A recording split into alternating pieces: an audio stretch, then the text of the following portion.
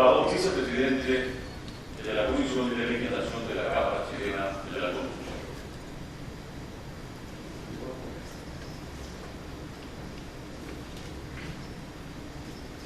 Estimados socios, representantes de tres, ejecutivos, miembros de la mesa directiva, amigos, en nombre de la Comisión de Legislación de la Cámara, agradezco la presencia de todos ustedes hoy día en esta charla sobre corrección a la reforma tributaria. Espero que tengan una buena Navidad y muy buena descanso con su familia. En estos últimos meses, las empresas constructoras e inmobiliarias se han visto afectadas por cambios tales como modificaciones del L2, la ley de la construcción, el aumento de la tasa de la categoría de la renta, el crédito especial del IVA, el gravamen de renta para la venta de inmuebles de las personas naturales, etc. Recordemos que en septiembre del año 2014 se dicta la ley 20.780 de la reforma tributaria. Su publicación tiene oficial el 29 de septiembre del año 2014 también, en consonancia con el Código Tributario, pero nosotros tiene esa fecha de vigencia. Todo lo que nos volvimos un profundo estudio de estos temas, de modo que evitar futuros conflictos de la aplicación y con impuesto interno, obviamente. Deseo reciclar el impuesto interno, anuncios publicitarios de ventas con IVA, sin IVA, sobre todo fiscal 15 años, que se ha dado este año y han sentido en realidad un poco. Ahora viene la simplificación tributaria, o lo que llamamos directamente la reforma de la reforma tributaria. En una primera parte, vamos a analizar con ustedes la conclusión de las materias relacionadas solo con IVA, que regirán a partir de la próxima semana, son derechos, y las modificaciones que deberían ser realidad a fines de enero, si Dios quiere. Dentro de estos criterios se marca la charla del socio y abogado especialista que nos va a acompañar hoy día. La idea básicamente es que en unos 50 minutos estemos atentamente y después hagan sus preguntas, lo vamos a armar un pequeño panel para tratar de despejar lo que se puede despejar y terminar tipo 11 de la mañana. Yo dejo con usted a Cristian Blanch, al cual le pido un aplauso.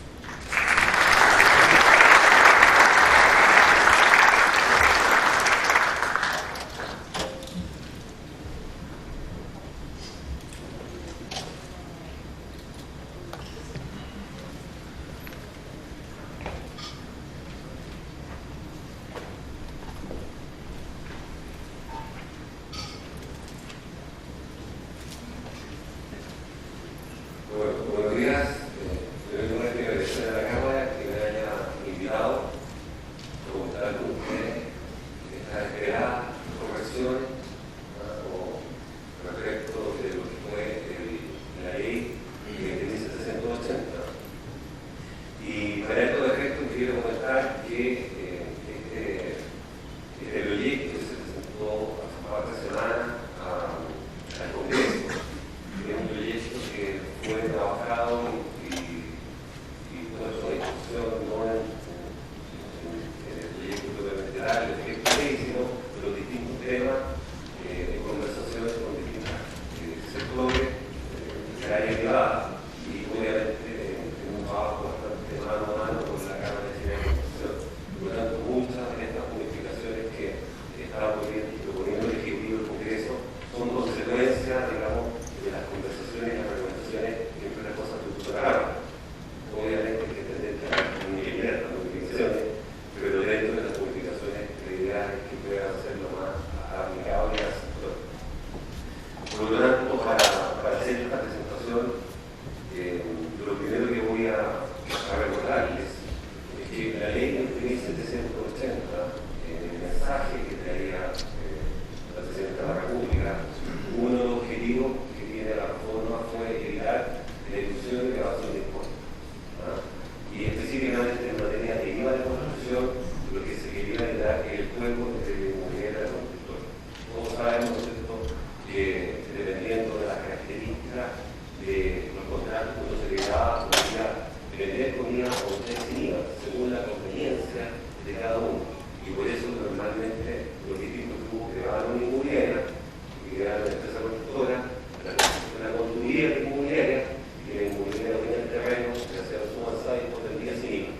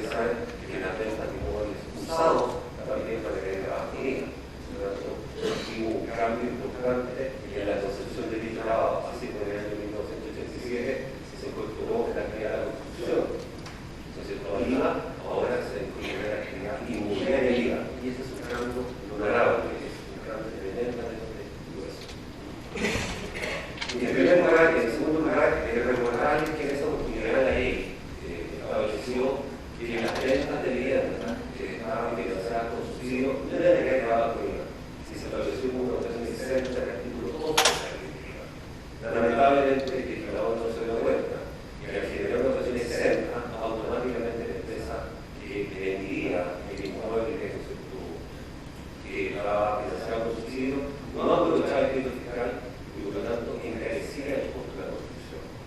Y por lo tanto eso fue una de las grandes críticas que hizo la Cámara, ¿no es cierto?, al proyecto aprobado que es ley y que enriquece el próximo año, y una de las proposiciones que se solicitaba, que tuviera derecho al crédito especial de IVA en la construcción, e incluso las operaciones exentas con destino de subsidio. Esto es parecido a lo que sucede en el exportador. El exportador exporta y no graba con IVA, pero igual tiene derecho a no tener IVA exportador. Para no encarecer el producto y ser más competitivo respecto de las empresas locales. Y eso es el mismo. La empresa constructora no iba a encarecer el producto para indicar a quien comprar un subsidio, por lo tanto, lo que hace el Estado hoy día y en la construcción como la vamos a ver, es no otorgarle el crédito especial de la construcción, incluso las operaciones exentas que están destinadas a financiar un subsidio. Otro de los temas que ustedes recuerdan de la ley de 180 es que finalmente se restringió el uso que tiene la ley social, ¿no es cierto?, del artículo 21 de la ley 900.000, y se estableció un límite de 2.000 unidades por año. Igual con un tope de 225 unidades por metro como crédito total. Y además se estableció un artículo transitorio, una grabación que es la baja de 4.000, 6.000, 2.000 unidades por año. Muy bien, aquí también hay un cambio importante porque se detectó cosas que en zonas extremas, zonas del país, el subsidio llegaba a 1.800, por lo tanto, si nosotros poníamos el límite de 1.200, donde de 1.000 en general llegaban 200 veces fuera del beneficio, por lo tanto, hay muchos subsidios que no iban a llegar, ¿cierto?, con este beneficio, y por lo tanto, también se hace otra ajuste, una buena continuación. Otra cosa que también establecía la ley de 780, esto simplemente para recordar el contexto, para ir cambio, lo conocen, pero hacer el recordatorio en este sentido. Ustedes recuerdan el primero que había muchas stock de viviendas que ya estaban acogidas al antiguo sistema, por lo tanto, el cambio del sistema simplificado se trataba absolutamente de nube. Y lo que estableció el legislador fue una ultra actividad de la ley. Esto significa que la norma antigua, la norma que vence, que llega a la vigencia de la norma del 1 de enero, rige más allá de su vigencia, es decir, más allá del 1 de enero. Por lo tanto, hay ciertos contratos que se van a regir con la norma antigua, no con la norma nueva. Ejemplo de esto son las promesas de compraventa subidas que tuvimos antes del 31 de diciembre, o el 1 de enero del año 2016. O sea, las promesas de compraventa y los arrendamientos de opción de compra que se escribían por escritura pública o bien por instrumentos financieros ordinarios, se van a regir con la antigua norma, de tal manera que las ventas en cualquier minuto que se produzcan, 2016, 2017, 2050, entendería todas esas ventas van a quedar no grabadas. ¿Por qué? Porque hoy tenemos mucha actividad de la ley. Pero había una segunda norma que estaba relacionada con la mucha actividad de la ley, que era aquel que tenía permiso de edificación autorizado antes del 1 de enero del año 2016, y que había que tener dentro del año. Muy bien, aquí hay una corrección también que trae la norma en el sentido que no exige que la venta se produzca dentro del año, sino que se haya presentado dentro del año en la solicitud del permiso, ¿no es cierto?, de recepción final. Y esto es un gran avance, la verdad, porque hay muchas viviendas que se incorporan a nuestra quedada unida bajo el antiguo esquema, y yo creo que esto es gracias a las gestiones que se ha hecho directamente por el equipo que está encargado de nuestra Cámara. Bueno, y finalmente lo que comentaba, muchos de estos cambios han sido promovidos y propuestos por la Cámara desde el minuto en que salió la ley aprobada en septiembre del año pasado, donde se identificaron una serie de problemas y que se han tomado de asunción según queríamos la Constitución.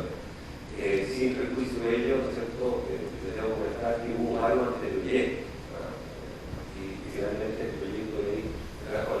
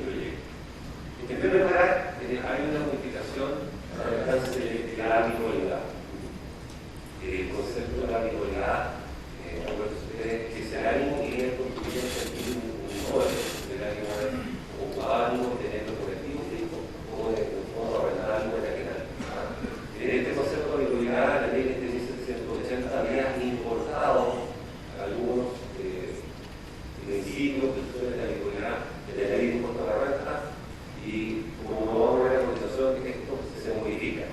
Quisiera ahí también una aclaración respecto a la situación de los mandos que se financian. O ver la situación con más detalle. Por otras cosas que vamos a ver, y que son bien importantes, es que el proyecto de ley innova de algo bastante extraordinario y elimina como hecho grabado las promesas de contrato. Esta es una cuestión bastante importante porque recuerdo ustedes que la promesa de contrato es un acto declaratorio. ¿Por qué? Porque el contrato adquisitivo era compraventa. Yo prometo, si se declara un contrato compraventa, por lo tanto, tiene claro, se puede haber un anticipo, pero está sujeto a un plazo de concesión donde se dio el contrato adquisitivo. El contrato preparatorio en sí prepara, es accesorio un contrato principal que es el contrato compraventa. Entonces, desde el punto de vista del fisco se dio cuenta en el fondo que al grabar los anticipos, lo que hacía es anticipar la recaudación. Pero los productos, los cambios que trae la reforma, se dan cuenta que la promesa con la compraventa no contiene nada. Y que no sabe más que eliminemos la promesa y dirigimos solamente, o lleguemos a la recaudación a la compraventa. Y toda la dedicación del IVA, la generación del impuesto, para crear, es la venta, ya no más la promesa.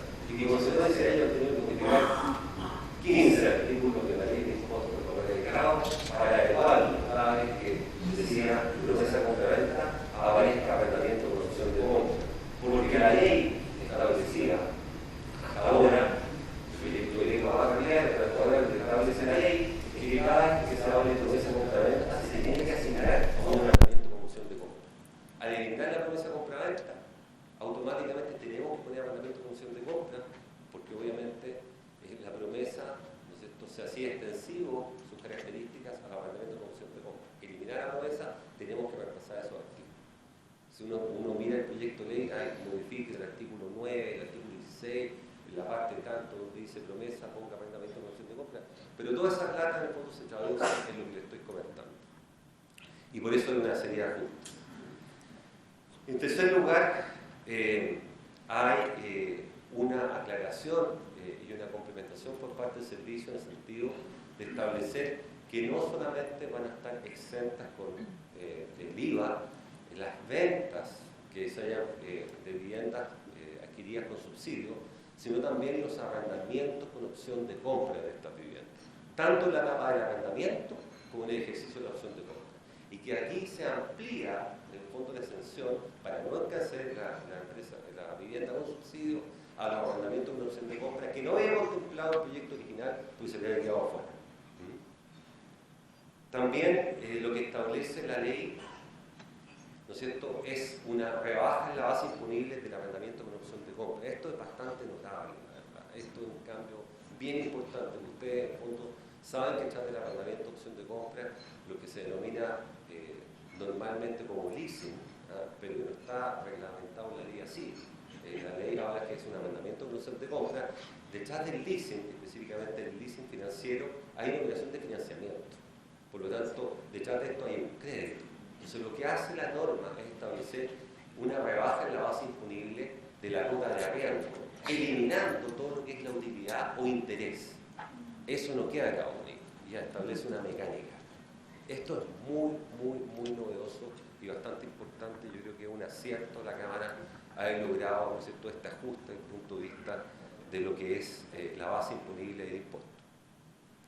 Después, respecto a los subsidios habitacionales, se establece una reforma importante con algunas deficiencias desde el punto de vista legislativo que vamos a comentar a continuación, pero que básicamente consiste que, como el subsidio habitacional, la venta o la arrendamiento con opción de compra está exento de IVA, como les comentaba antes, se da derecho a recuperar el crédito especial del IVA a la construcción. No obstante, no generar débito. ¿Para qué? Para no encarecer en el fondo el producto. También hay otras modificaciones. Yo diría que la modificación más importante en este sentido, dentro de las otras modificaciones, está la que está vinculada con la postergación del pago del IVA de las pequeñas empresas, y se establece que esta postergación del pago de IVA, aparte que hay que declararlo y uno posterga el pago, uno no tiene que estar en mora.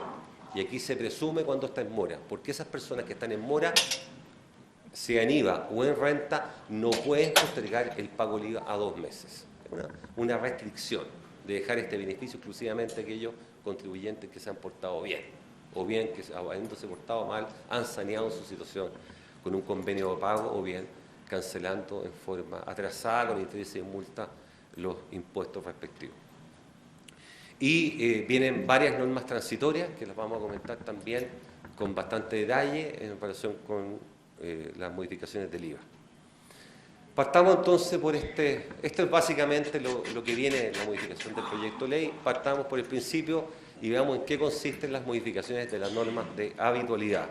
En primer lugar, el proyecto modifica el artículo 2 de la ley del IVA y lo que establece es eliminar la presunción de habitualidad que se establecía en el caso de viviendas que se vendían por piso o apartamento o que se había construido.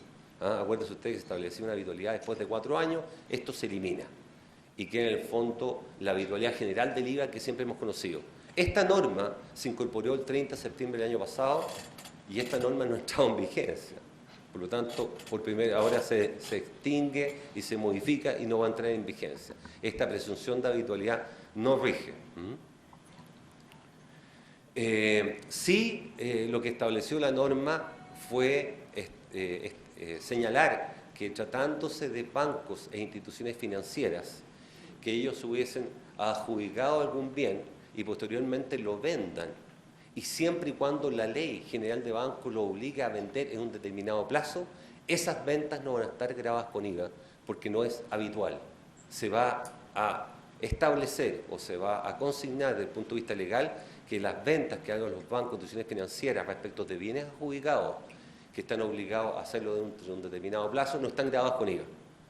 Esto es ampliar el beneficio, porque si ustedes recuerdan, la reforma del 30 de septiembre del año pasado ya había incluido que las ventas forzadas tampoco están grabadas con IVA, que es el caso típico, ¿no es cierto?, que sacan a remate el inmueble, lo hipotecan y lo venden a través del juez que firma incluso, ¿no es cierto?, la escritura de compraventa al tercero que se lo adjudicó, eso no estaba grabado con IVA. Bueno, ahora si se lo adjudica el banco y el banco tiene una obligación legal también de enajenarlo, tampoco va a estar grabado con IVA. Se hace extensivo en el fondo el hecho no grabado en el concepto de sacar la habitualidad tratándose de bancos e instituciones financieras. Claro, ya les recordaba recién que esto ya estaba incorporado en la reforma respecto a las ventas forzadas, las ventas judiciales forzadas, pero en definitiva no había quedado respecto de aquellos bienes que se adjudicaba el banco y que posteriormente enajenaba. Está hecho no grabado porque no hay habitualidad, se hace extensivo, ¿no es cierto?, respecto de este tipo de inmuebles. Ahora, esto está establecido en el artículo 2, número 3, que precisamente son las normas de habitualidad. Como yo les mencionaba, la norma más importante a mi juicio es eliminar como hecho grabado las promesas de compraventa. Por lo tanto, se modifica el artículo 8, letra L de la ley del IVA y solamente se dejan los arrendamientos como opción de compra como hecho grabado y se elimina en forma definitiva la promesa de compraventa como hecho grabado. Consecuencia de este mismo cambio es que se modifican una serie de otras normas vinculadas con las promesas. Les mencionaba el artículo 9 de la ley del IVA, donde hacía referencia a la devengación en el caso de la promesa, y ahora hace referencia a la devengación en el caso del arrendamiento con opción de compra. Lo mismo sucede con las normas vinculadas con crédito fiscal IVA, que se eliminan del artículo 21 y del artículo 23 de la ley del IVA, toda referencia a promesas de compraventa. También en relación con los comprobantes y documentos que se deben emitir en este tipo de hecho grabado, que ya no existen las promesas, por lo tanto se modifica el artículo 53, el 55, el 73 de la ley de IVA y el artículo 75 del Código Tributario. Son ajustes, consecuencias de haberse eliminado como hecho grabado la promesa. Además, se establece como consecuencia de la anterior un ajuste respecto del IVA en la compra-venta. Es decir, recuerden ustedes que cuando la promesa de compraventa llevaba un anticipo, yo tenía que entrar a devengar y pagar el IVA respecto de ese anticipo, supongamos 20%. Al año siguiente celebraba la compraventa y pagaba el saldo, que era el 80%. Yo no grababa con IVA el 100% del precio, porque como había grabado con IVA el 20%, me quedaba un saldo de 80% por grabar con IVA. ¿En qué consiste la reforma? La reforma consiste que ahora la promesa, con o sin anticipo, no va a llevar IVA porque no he hecho grabado. Por lo tanto, al momento de celebrar y suscribir la compra-venta, independientemente que antes haya habido anticipos, voy a gravar con el 100% del precio en la compra-venta. ¿Por qué? Porque el contrato accesorio dejó de ser hecho grabado. Y eso lo que señala que, como consecuencia de la eliminación de las promesas de compra-venta como hecho grabado, se ajusta al artículo 55, que es el momento en que emitir la factura.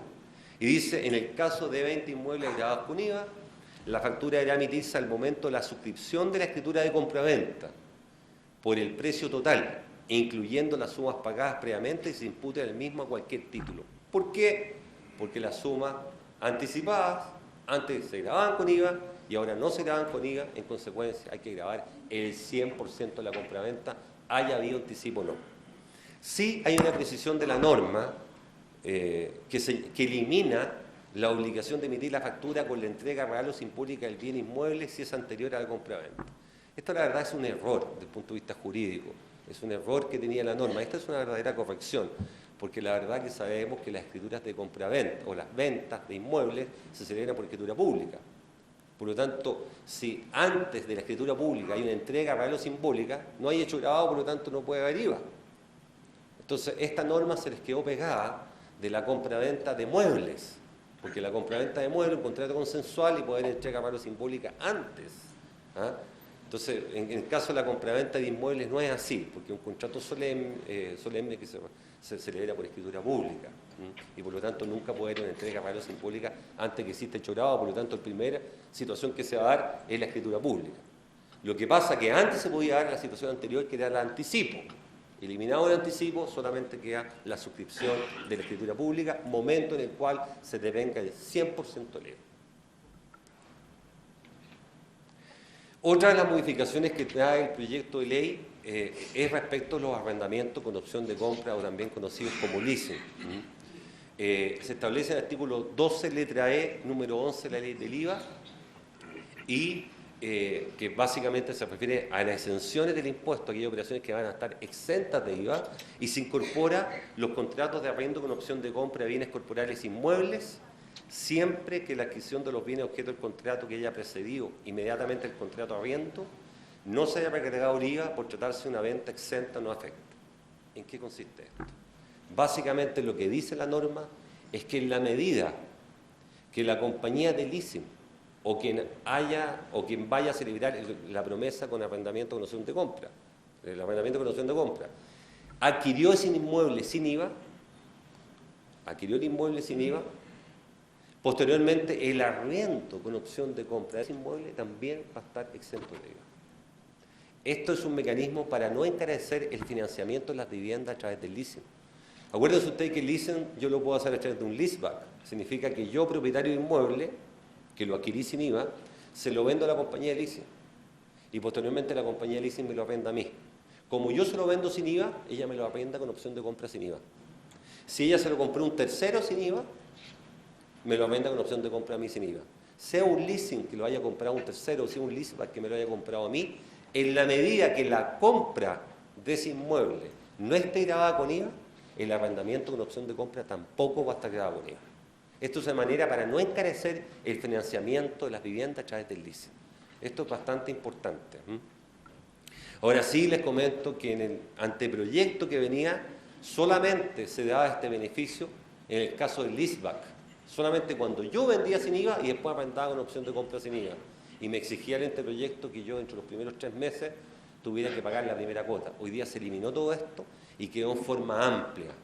Cualquiera compañía de leasing, cualquiera que haga un arrendamiento con opción de compra, sea compañía de leasing o no, si le viene un arrendamiento con opción de compra, va a tener que ver si ese inmueble lo compró con IVA o sin IVA. Porque si lo compró sin IVA o exento de IVA, va a tener que arrendar exento de IVA, tanto la etapa del arriendo como la opción de compra. Esta es una novedad que trae el artículo 12, letra E, donde se modifica el número 11 de la ley del IVA, incorporándose esta nueva exención de impuesto al valor agregado. Ahora, la misma norma señala expresamente que se excluye de este beneficio el arrendamiento con opción de compra de inmuebles amoblados. ¿Y por qué lo excluye? Porque los inmuebles amoblados siempre están grabados con IVA. Los que no estaban grabados con IVA eran los arrendamientos con opción de compra que no provenían de empresas constructoras, que eran de inmobiliarias. Pero como ahora se hace extensivo el hecho grabado a todos los inmuebles, en definitiva, deja, ¿no es cierto?, en claro que el arrendamiento modulado es una situación totalmente diversa y eso no ha cambiado. Eso siempre está grabado con IVA. Hay una segunda modificación que va en relación con la base imponible del impuesto que yo les comentaba recién, que también está orientada a los leasing financieros, ¿no? Y que se modifica el artículo 16 y se establece una nueva letra, una letra I, que regula cuál es la base imponible del leasing financiero o el arrendamiento con opción de compra que se conoce en la ley. Y dice en primer lugar que la cuota de arrendamiento, ya hay que deducirle a la cuota de arrendamiento el monto del interés o la utilidad incorporado a la operación, del financiamiento, de la tasa de interés. ¿Ah? Y por lo tanto se va a gravar el monto de la cuota menos la tasa de interés. Esa va a ser la base imponible del impuesto al valor agregado. Ahora, sí, lo que establece el legislador es que el Servicio de Impuesto Interno se va a reservar la facultad para evitar que el contribuyente infle, ¿no es cierto?, la cuota de arrendamiento generando mucho interés, ¿ah?, y poco arrendo, para generar una base imponible baja, va a tener facultades el Servicio de Impuesto Interno para comprobar si esa utilidad o ese interés es un interés de mercado. Y en caso que no sea de mercado, va a poder tasar la operación y decirle al contribuyente, ¿sabe qué más? Usted la operación de arrendamiento con opción de compra que está haciendo, en ese arrendamiento la tasa de interés es una tasa de interés que está fuera de mercado. Por lo tanto, la rebaja que va a poder hacer hasta este monto, que es el monto de mercado. Y para eso va a aplicar las normas del artículo 64 del Código Tributario. Lo que sí señala la norma es que esto es atendiendo a las convenciones de igual naturaleza. Entonces, hay que ver las características de cada leasing para saber cuáles son las tasas que deberían estar involucradas en ello. Obviamente va a depender del periodo de la operación, lo mismo un leasing a 30 años que un leasing a 5 años. O sea, van a cambiar las características, van a depender del monto de la operación, ¿ah?, etc. Hay que preocuparse de cada caso concreto. Sí, la ley no deja claro, pero nosotros debemos entender que todas aquellas normas que puedan ser tasadas de acuerdo al artículo 21, porque la tasa de interés era superior al valor de mercado y se ajuste, ese diferencial debería ir con impuesto control del artículo 21, es decir, con una tasa de 35% y se beneficia, bueno, voy a contar del 1 de enero del próximo año que tasa 40% y se beneficia a algunos dueños de las empresas, puede llegar a una tasa y un débito adicional que incorporó la reforma de Piñera el año 2012, que es un débito de 10% adicional. Por lo tanto, el impuesto control del artículo 21 podría llegar a ser un 50%. O sea, hay que tener cuidado que la sanción es sumamente drástica en la medida que uno esté inflando las tasas de interés para reducir la base imponible del impuesto. En las viviendas con subsidio yo les comentaba que vienen otras grandes modificaciones, también en la exención del impuesto al valor agregado en el artículo 12, la letra F, y se mantiene como exenta IVA la venta de viviendas con subsidio, que ya les mencionaba, que eso está en la ley 20.780, por lo tanto eso entra en vigencia el 1 de enero de este año. Pero ahora se agrega que también se exime de IVA las cuotas y el ejercicio de la opción de compra en un contrato de arrendamiento con opción de compra de un inmueble cuando éste haya sido financiado total o parcialmente con un subsidio. Es lo que yo les decía antes, se les había quedado el arrendamiento con opción de compra, porque no solamente se hacen ventas de viviendas financiadas con subsidio, sino arrendamientos de vivienda con opción de compra financiada con subsidio. Y si no lo eliminaban de la exención, debería quedar grabado con IVA y se va a encarecer el producto. En consecuencia, se incorpora dentro de la exención al arrendamiento de viviendas con opción de compra, financiadas con subsidio.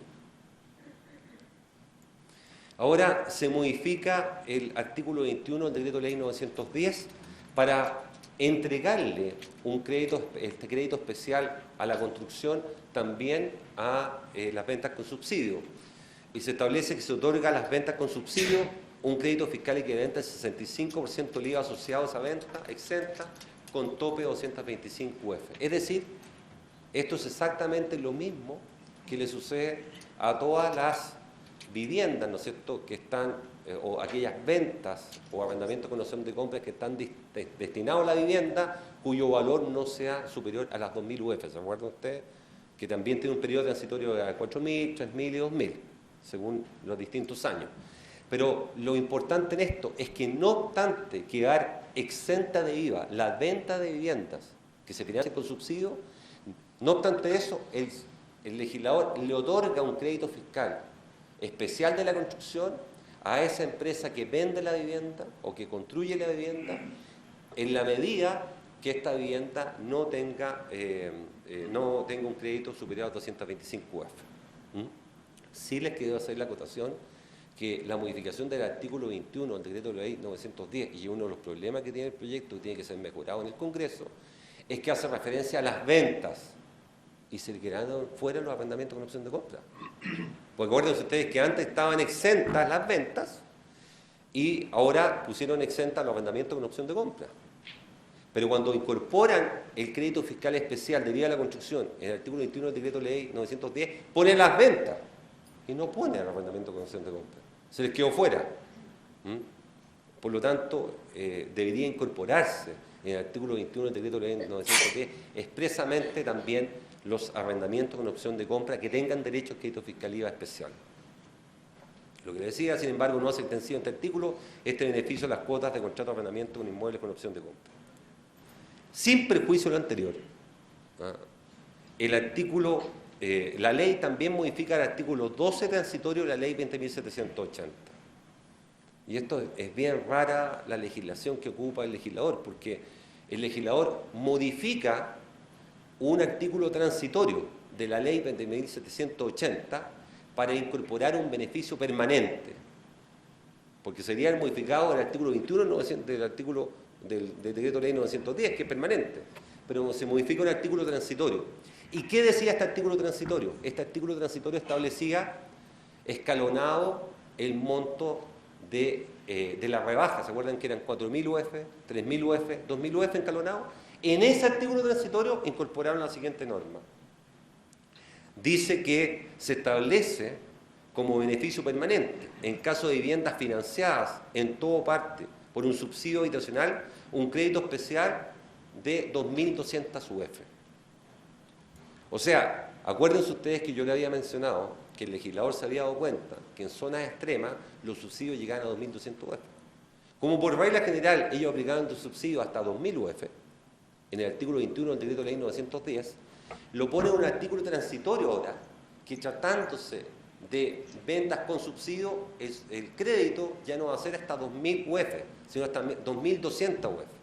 Bien mezquino el legislador, porque podría haber subido a todo 2.200 y sacado el problema en el artículo 21. No, hace la distinción entre aquellos que tienen subsidio, que van a 2.200, de aquellos que no tienen subsidio y van a 2.000, ambos con tope de 2.25. Ahora, este artículo modifica, como yo le decía, los montos escalonados, pero no deja claro, porque aquí cuando habla el artículo 12 transitorio, no distingue entre ventas y arriendos con opción de compra. Habla de financiados con subsidio.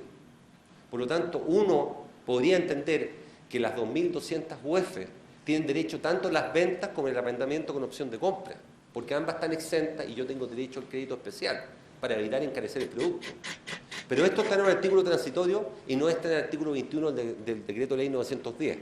Entonces lo que hay que hacer es modificar el proyecto para incorporar esta norma transitoria en el artículo 21 del decreto de ley 910 y dejar claro que se hace extensivo no solamente a las ventas con subsidio, sino a los arrendos con opción de compra financiados con subsidio. Y ahí va a quedar cerrado eso. Lamentablemente el legislador nuevamente está legislando un poco apurado, por lo tanto se le van quedando los bueyes atrás. Otras modificaciones es lo que yo le mencionaba, el artículo 64 de la ley del IVA. El artículo 64 de la ley del IVA establece esta posibilidad de postergar el IVA hasta 2 meses después, ¿se acuerdan? Respecto de determinados contribuyentes que vendan menos de 100.000 UF. Y se incorpora por este proyecto de ley una norma de control. Dice, usted va a postergar el pago de IVA 2 meses, pero va a tener que cumplir ciertos requisitos. y se establece que el contribuyente no tiene que tener una morosidad reiterada. Si el cliente está con morosidad, no va a poder postergar el IVA, aunque sea pyme. Y lo que establece la ley es que se entiende que hay morosidad cuando, en definitiva, en materia de IVA, cuando hay 3 periodos impagos en 12 meses. Yo no he pagado 3 periodos, no pagué abril, no pagué junio, no pagué diciembre. 12 meses tengo 3 periodos impagos. O alternativamente, en caso de renta, cuando yo tengo 2 años tributarios consecutivos. El AT, ¿no es cierto?, 2015 y el AT 2014 no lo pagué. Bueno, o estoy impago, por lo tanto no puedo acceder a la postergación del pago del IVA. Salvo, señala la ley, que yo haya establecido un convenio de pago con tesorería. Pues si yo estoy en convenio de pago y estoy pagando periódicamente 24 meses, 24 cuotas, al 18% de interés anual, la verdad que también estoy poniendo esfuerzo, por lo tanto yo podría nuevamente acogerme a la postergación del IVA. En los demás casos, la verdad que ese beneficio no se hace extensivo.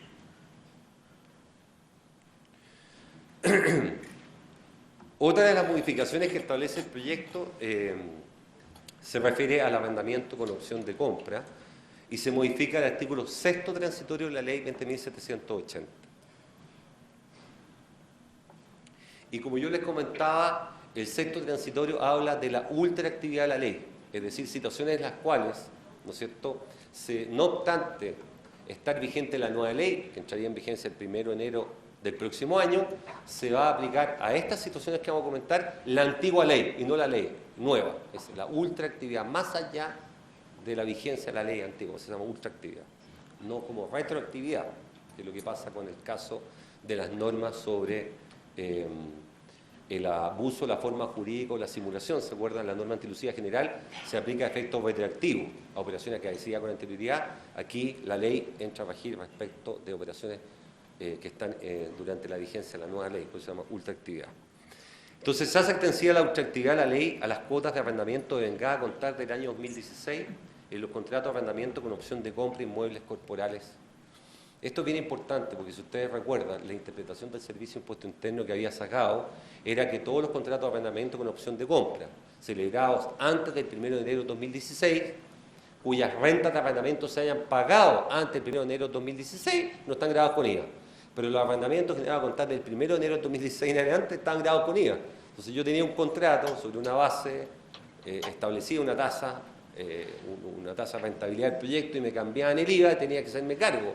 Y como normalmente en este caso los IVA los tiene que asumir el arrendatario, porque el arrendador, ¿no es cierto?, no asume ninguno de estos costos, son contratos de adhesión, se encarecía terriblemente, ¿no es cierto?, el acceso a estos activos.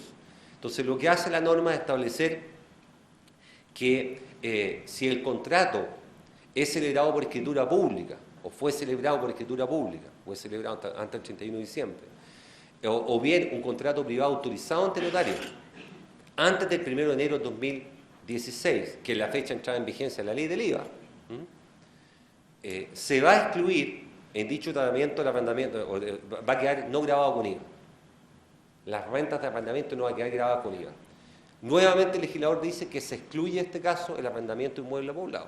Siempre se preocupa de los inmuebles amoblados, porque los inmuebles amoblados siempre han estado grabados con IVA. Por lo tanto, no están, de hecho, esta figura. Uno podría distinguir el arrendamiento con opción de compra versus el arrendamiento de inmueble amoblado con opción de compra. Son figuras distintas para la ley de IVA, hay que tener cuidado con eso.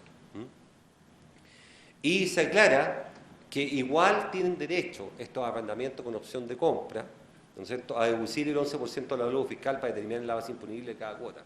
Esto quedó de un anteproyecto, porque originalmente en las discusiones que hubo en el tiempo intermedio, lo que quería, o por lo menos lo que habían planteado en los anteproyectos, Hacienda, había sido que se eliminara la posibilidad de deducir de la base imponible de los arriendos el 11% de la valor fiscal, lo que hacía automáticamente incrementar la base y aumentar la carga.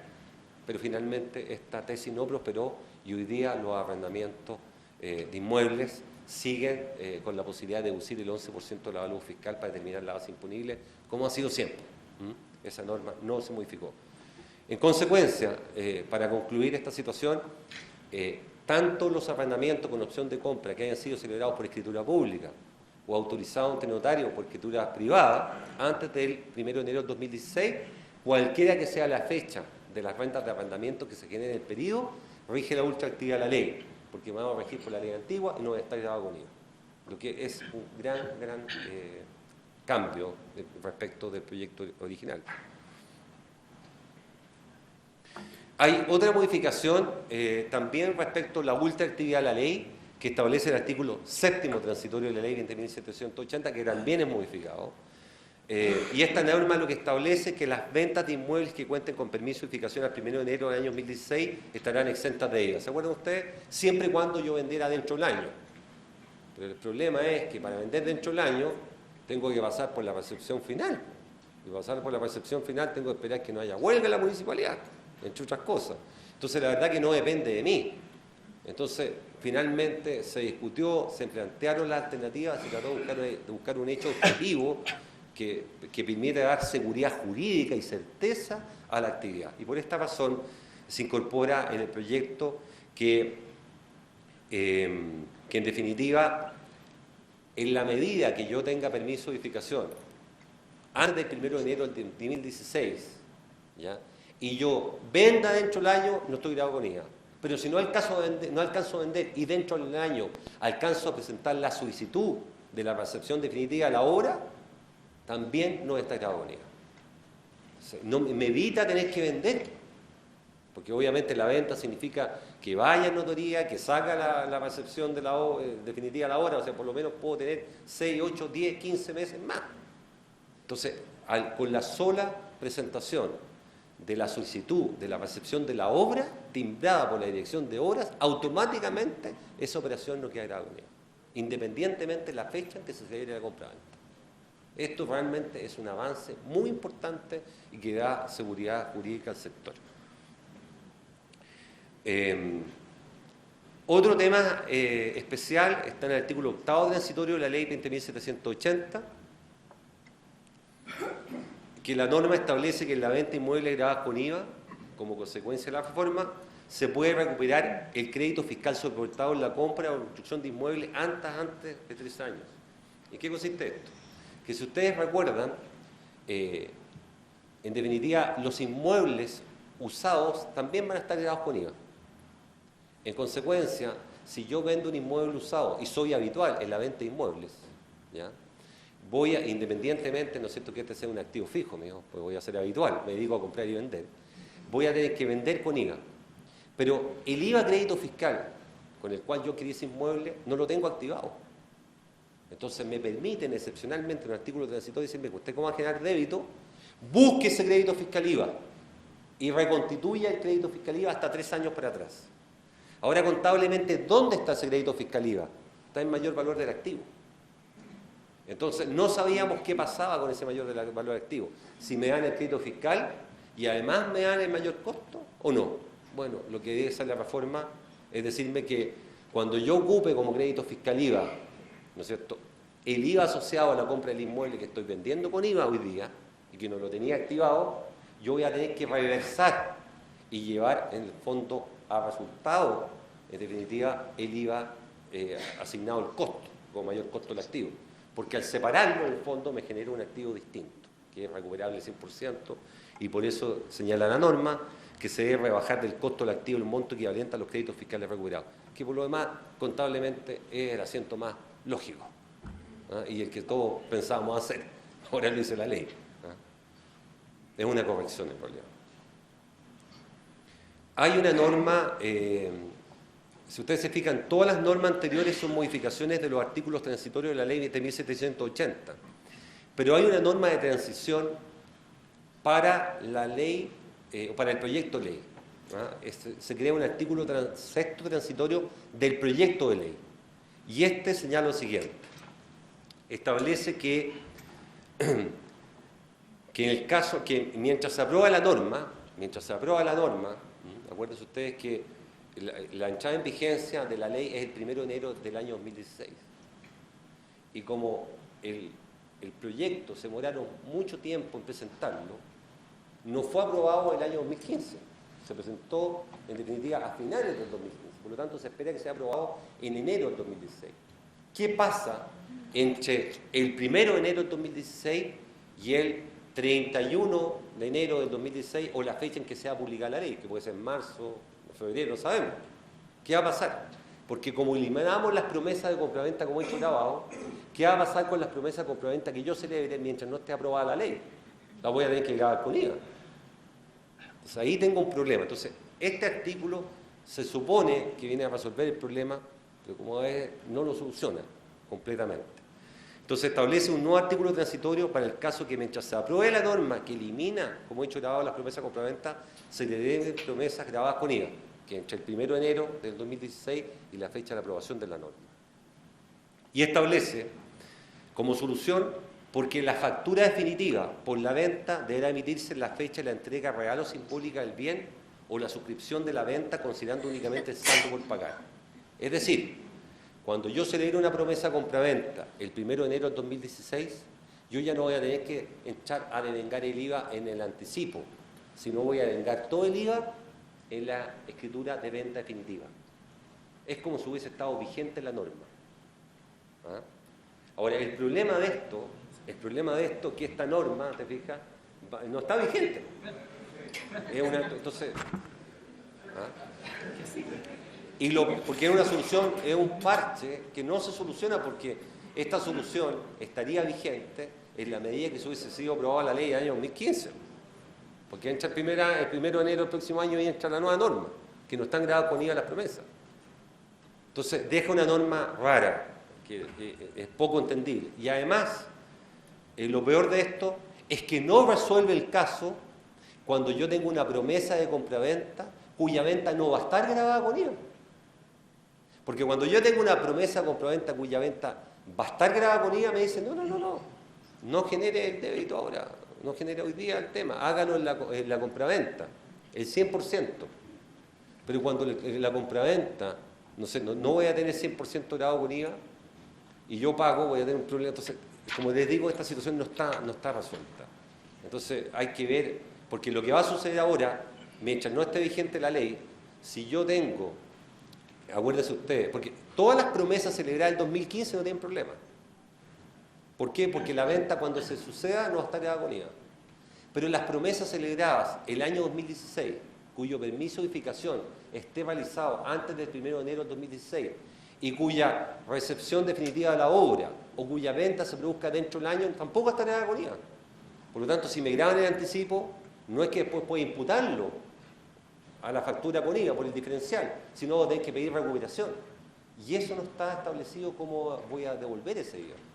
Lamentablemente en esto, el Servicio de Impuesto Interno no escuchó la solicitud de la Cámara en el sentido de establecer un mecanismo eficiente para devolver ese IVA. Por ejemplo, el IVA pagado de más en las promesas, yo lo podría haber imputado a impuesto único, a débito, o si no, devolver a cualquier otro impuesto o devolverle un dinero. En el mismo formulario 29 yo podría haber hecho el canje, que es lo que hay que proponer hoy día, porque si no, no tiene sentido. Porque yo arriesgarme a no grabarlo con IVA, como dice esto, si no está vigente la norma, es complicado. Lo tendría que grabar con IVA, y si después no tengo que pagar IVA, me lo tienen que devolver. La manera de devolverlo es a través del formulario 29 y hacer un nuevo crédito especial contra cualquier otro tipo de impuesto. Estas son parte de las cosas que hoy día aún no están resueltas. Eso es. No sé si tienen alguna duda o pregunta, no.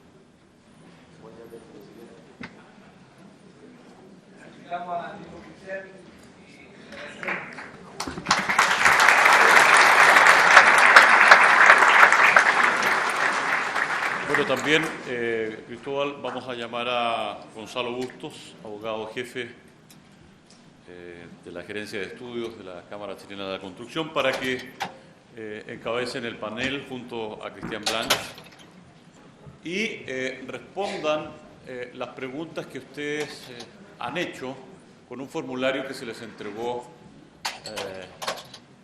a la entrada de este seminario. Así las vamos a poder filtrar para que no se topen unas a otras.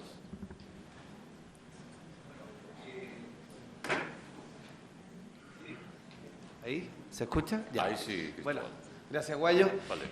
En los próximos 35 minutos vamos a tratar de recibir preguntas, ir analizándolas.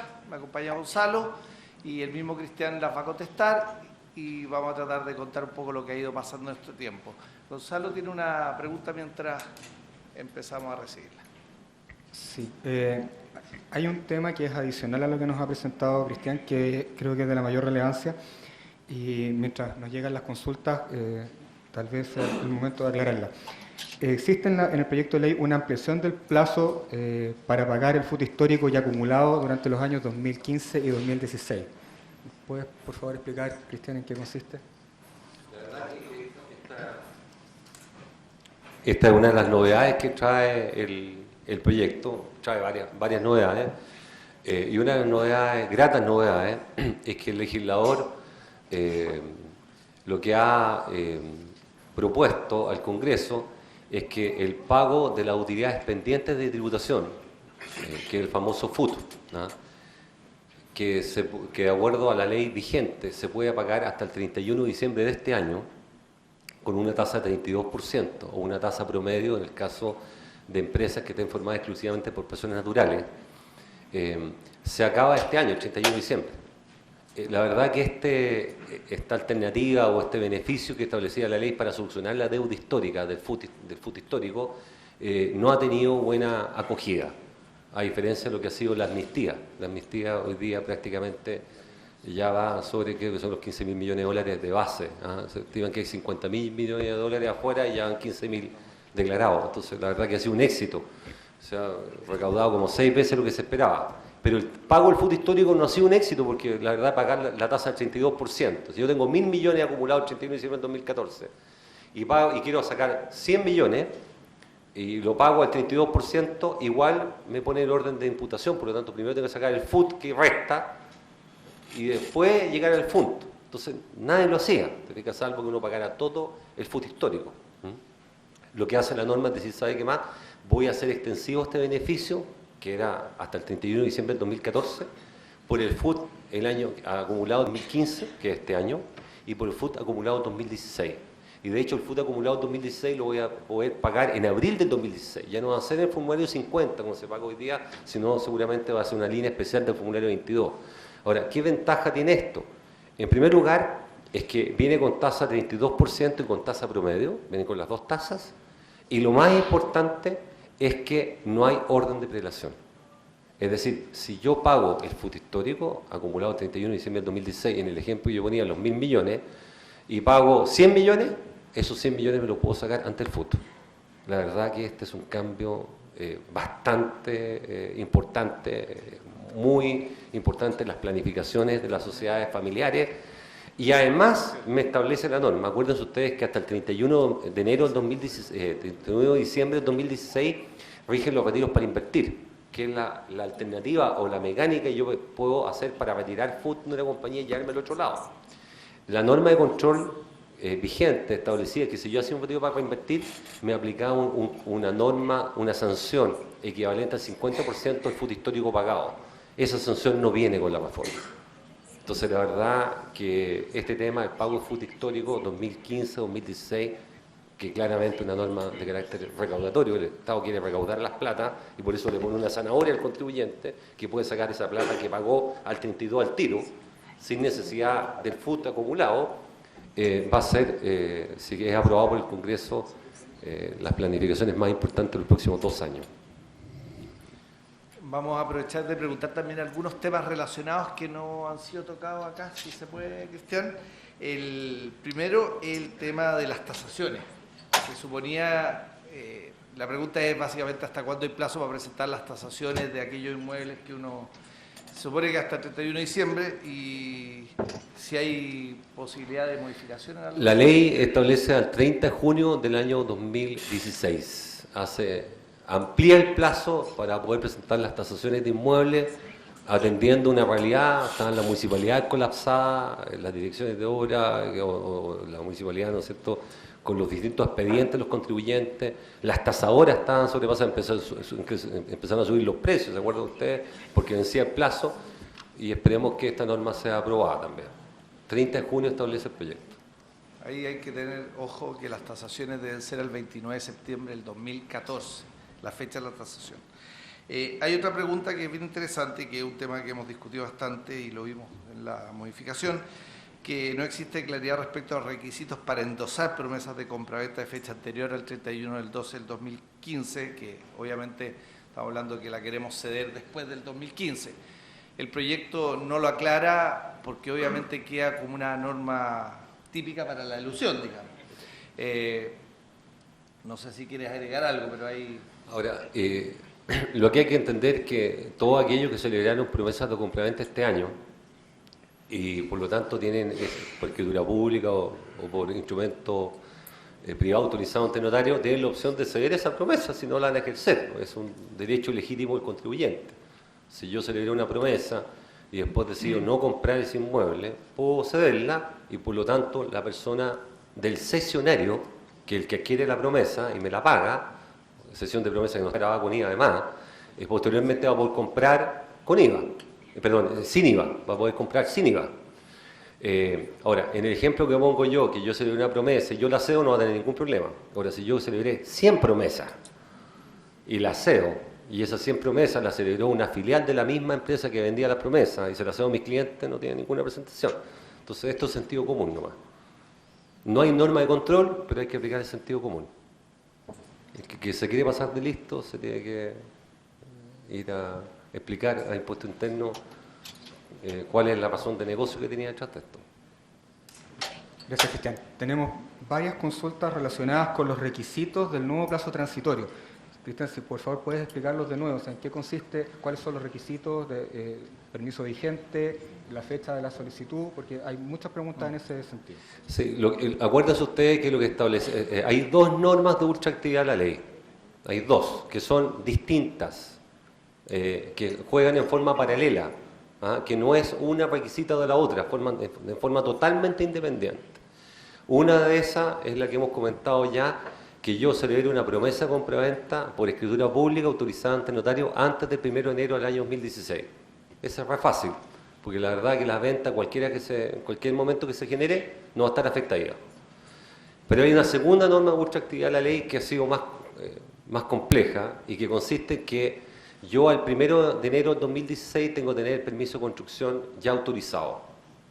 Entonces, en la medida que yo venda dentro del año, o sea, el 1 de enero del 2017, a más tardar, en definitiva, esa venta no va a estar grabada con IVA. Como la venta tenía una problemática, que entre otras cosas hay que hacer la recepción final de la obra, dieron una alternativa, una variante, que es la venta o es antes cuando yo presenté la recepción definitiva de la obra. Si yo alcanzo dentro del año a presentar la recepción definitiva de la obra, las ventas posteriores, aunque se produzcan 10, 5, 20 años después, no van a estar grabadas con IVA.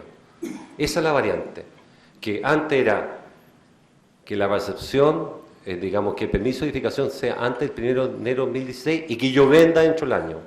Ahora yo tengo que tener presentada la recepción de solicitud de recepción de la obra timbrada antes del año, que es una fecha anterior a la venta y por lo tanto hay un mayor universo de inmuebles que va a quedar con ultraactividad la ley. Aclaro un punto, sobre todo un poco más técnico de recepciones. La carpeta de recepción tiene que ir completa para el ingreso. Eso es un requisito que tiene la ordenanza.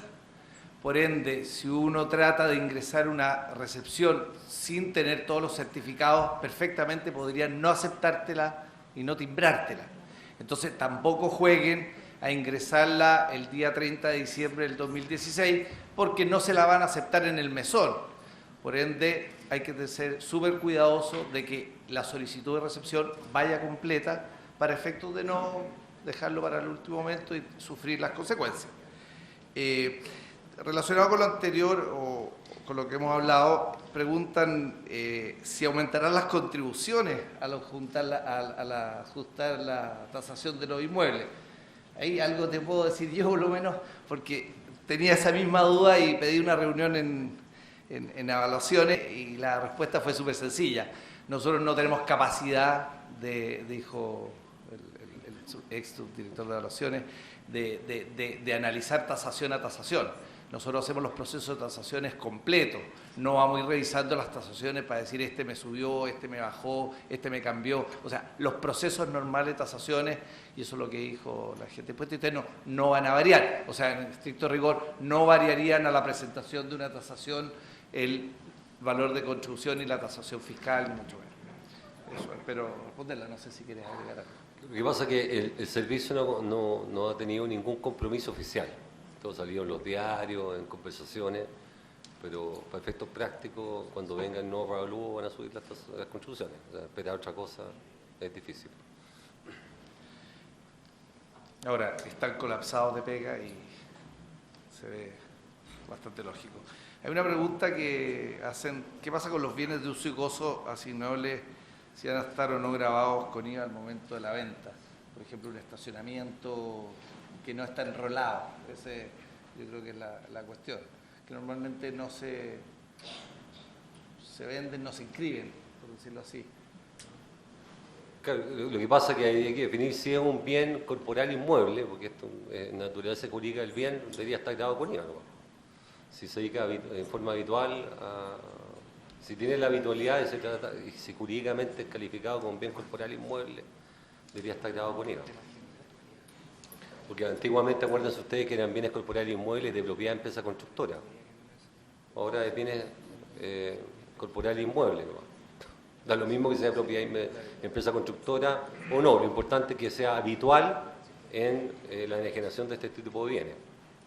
Y por eso queda la habitualidad, y hoy día la habitualidad también se caracteriza a las empresas inmobiliarias, no solamente a las constructoras. Cristian, otra típica pregunta que hacen mucho es en relación al giro efectivo de la inmobiliaria. Antes era más bien la habitualidad, hoy día corre el giro, corre la habitualidad. Yo creo que ya no es discusión eso, pero... Claro, es que es la habitualidad nuevamente, la habitualidad. Lo que pasa que si uno tiene en el giro la compra-venta inmueble, estaba claro que está declarando su habitualidad.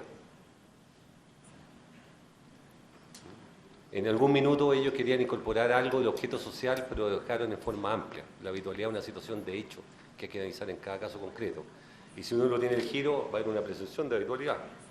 Pero si uno lo tiene en el giro y en los hechos se dedica a comprar y vender inmuebles, que es el caso típico, ¿no es cierto?, que yo compro distintos inmuebles estos por remate judicial y los vendo, todas esas actividades van a quedar todas grabadas con IVA. Gracias, Cristian. Hay varias consultas que son un poquito de ficción, pero a ver si nos puedes dar tu opinión. ¿Qué pasa con el periodo transitorio?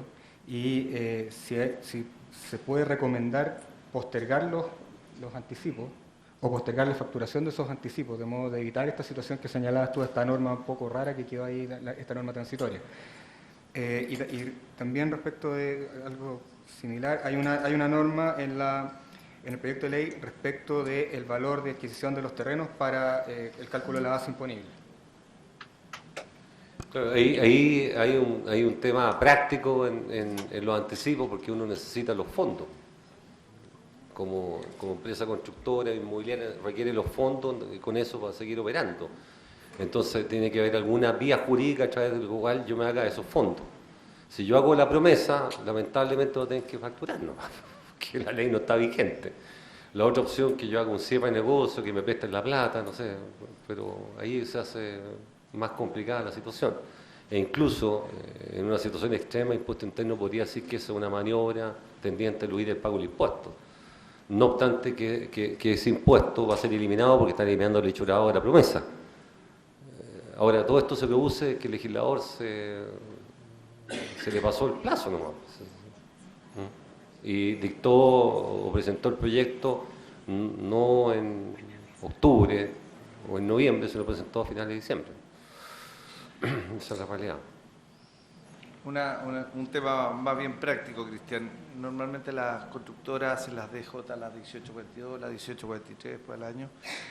Con el cambio y la eliminación del esquema inmobiliaria constructora, ¿desde cuándo las inmobiliarias deberán hacer las mismas declaraciones juradas?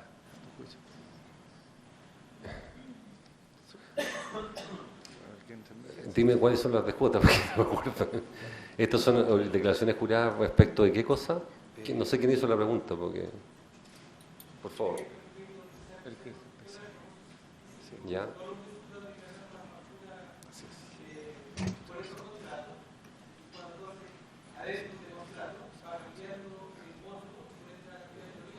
Ya.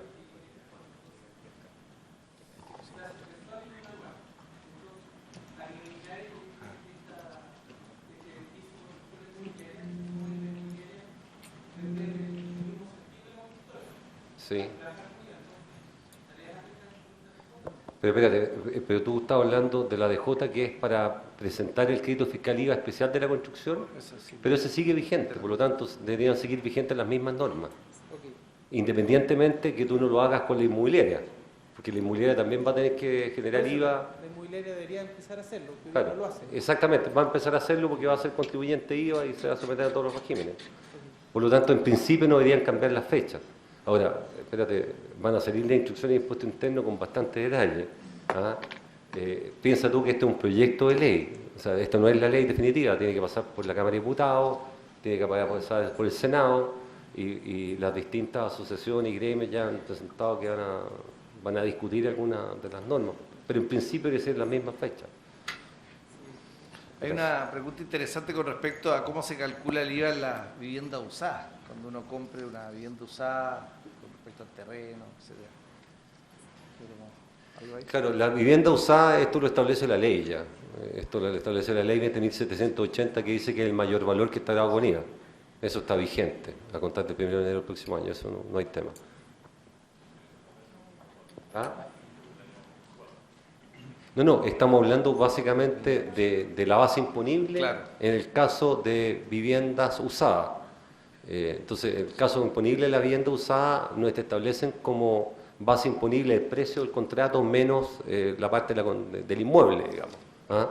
Que es un descuento que hay que hacer. Si no, te establece en definitiva que es el mayor valor entre el valor de compra y el valor de venta. Esa es la base imponible. Que eso lo estableció la ley 20.780. Eso no es producto de la modificación. Eso es ley ya, que entra a regir el próximo año. Cristian, hay también varias consultas respecto de la situación de una venta que hace una empresa constructora directamente a un beneficiario de subsidio. Entonces, la consulta es si efectivamente con esta modificación se va a poder aprovechar el IVA, es decir, no se va a perder como está en la norma actual, y cuál sería el mecanismo para aprovechar ese IVA. Claro, esa venta debería estar exenta de IVA y además yo tendría derecho a recuperar el 65% del IVA crédito fiscal de la construcción como si estuviera grabado. Y debería hacerse a través de las mismas declaraciones juradas suyas. Seguramente venía un detalle ahí de la declaración jurada distinto.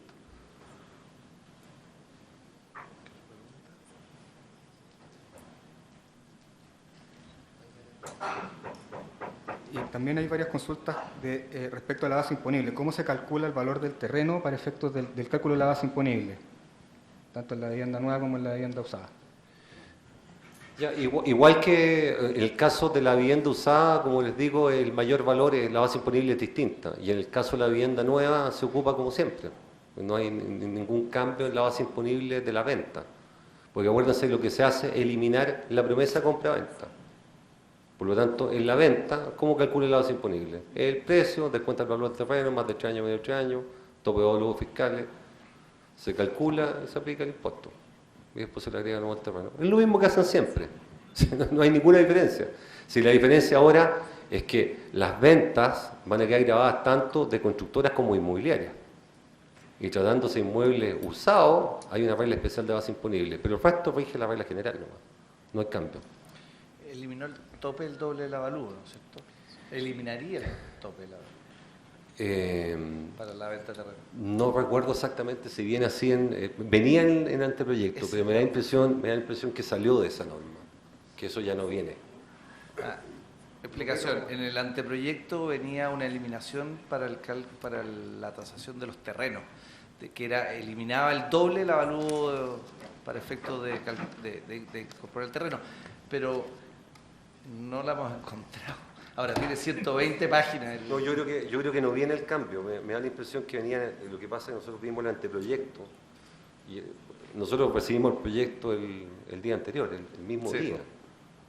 Nosotros trabajamos, porque cuando dice el gobierno que trabajó con los distintos gremios, trabajó en forma parcelada. No es que nosotros tuviéramos el proyecto aquí, lo leyéramos, no. Trabajamos con algunos artículos, cosas parcializadas, entonces la verdad que era bien difícil entenderlo, pero lo voy a mirar aquí mientras tú haces otra pregunta. mientras lo mira Cristian, aclarar algo, que es la típica pregunta con respecto al tema de qué pasa si yo hago la solicitud de recepción definitiva antes del 31 de diciembre del 2016, ¿debo no haber tenido promesado? No, definitivamente cuando yo tengo ingresada la solicitud de recepción definitiva antes de fines del próximo año, no necesito tener promesado para que quede.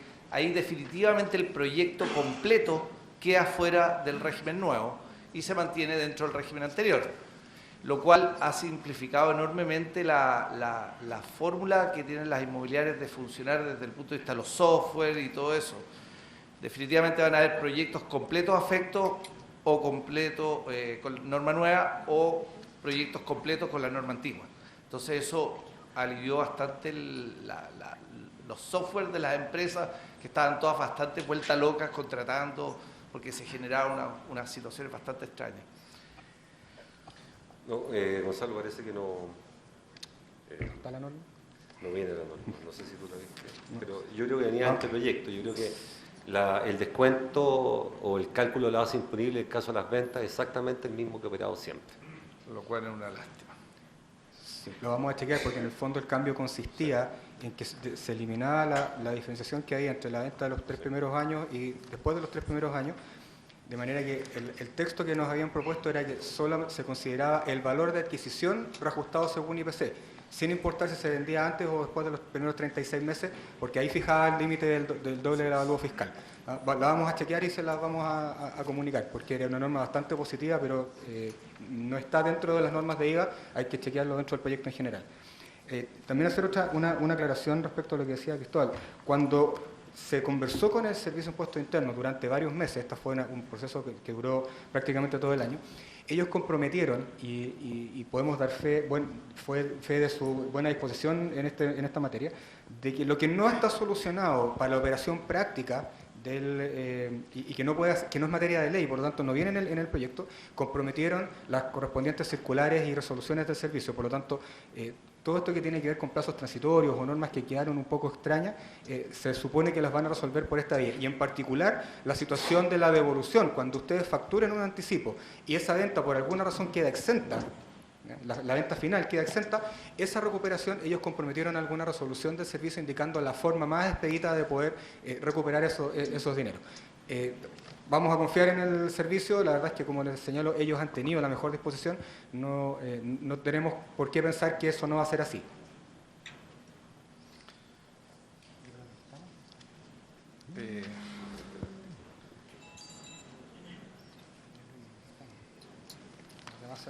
Con eso contestaste esa. Había una pregunta también del tema de las promesas, si era necesario la fecha o condición para que fuera válida. Siendo 28 de diciembre hay bien poco manejo, pero la ley dice básicamente que la ley tiene que ser una promesa perfecta de acuerdo al Código Civil, digamos. O sea, debe cumplir con todos los requisitos para que la promesa se considere bien suscrita. Obviamente lo que exige el Código Civil es una condición o plazo para efecto que se cumpla en algún momento. Ahora, el consejo es que ojalá pusieran una condición y siempre ojalá un plazo muy holgado para efecto de que si consideran que no hay plazo es mejor ponerlo. Ese es el consejo que estamos dando como en general los abogados. Si bien está claro, dice que las promesas y por ende sus anticipos no están grabados con IVA en el proyecto. Estos anticipos deben efectuarse exentos o pueden no facturarse como es la práctica habitual hasta hoy. Bueno, eso es lo que hablaba Cristian, que hay que hacer este es un proyecto de ley con mensaje subliminal, digamos. Hay que tomar una opción, digamos. O seguimos como estamos hoy día y derechamente no se facturan, o se hace una factura exenta, o esperamos a promesar hasta el 31 de enero para no enfrentarnos al problema. La verdad es que la decisión no es tan fácil, pero creo que el mensaje que manda en el transitorio de esta modificación es bastante claro, digamos, van a quedar absolutamente no grabadas y por ende no habría un problema. La verdad es que yo, si me dijeran, lo haría como se hace hoy día y no facturaría, salvo que al 31 de diciembre no la ley se enrede o qué sé yo, pase algo, bueno. Pero yo creo que hasta el 30 de enero no hay problema y el mensaje es bastante claro. Alguna salida le van a dar, si no.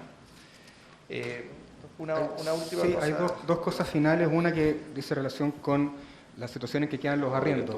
No los arriendos con opción de compra, sino que el arriendo de bienes no amoblados.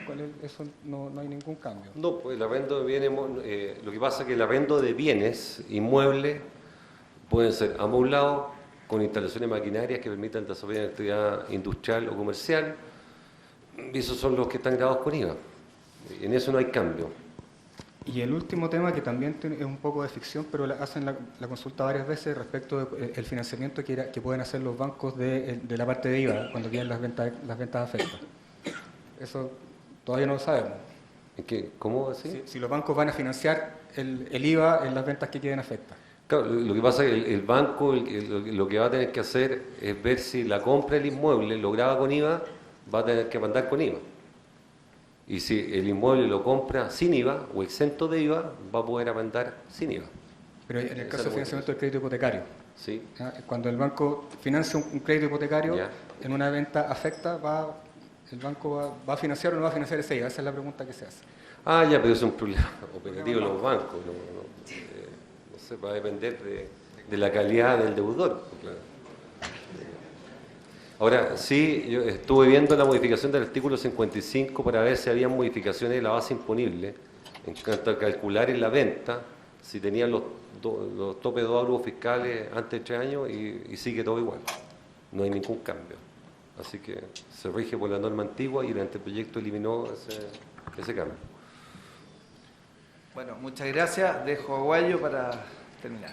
Bueno, gracias a ti, Cristóbal Prado, vicepresidente de la Comisión de Legislación, a Gonzalo Bustos, abogado jefe de la Gerencia de Estudios de nuestra Cámara, y por supuesto el aplauso para Cristian Blanch Reyes, que nos ha expuesto acerca de las proyecciones para la reforma tributaria en IVA. En nombre de la Cámara Chilena de la Construcción, muchas gracias nuevamente por haber aceptado esta invitación de estar con nosotros, y feliz 2016.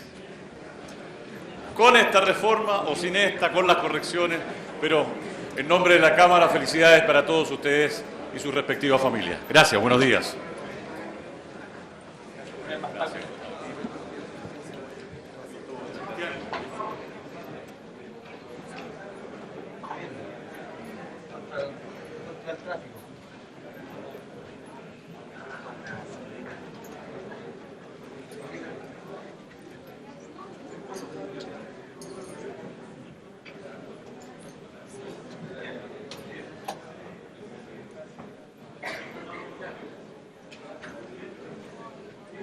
¿Todo bien?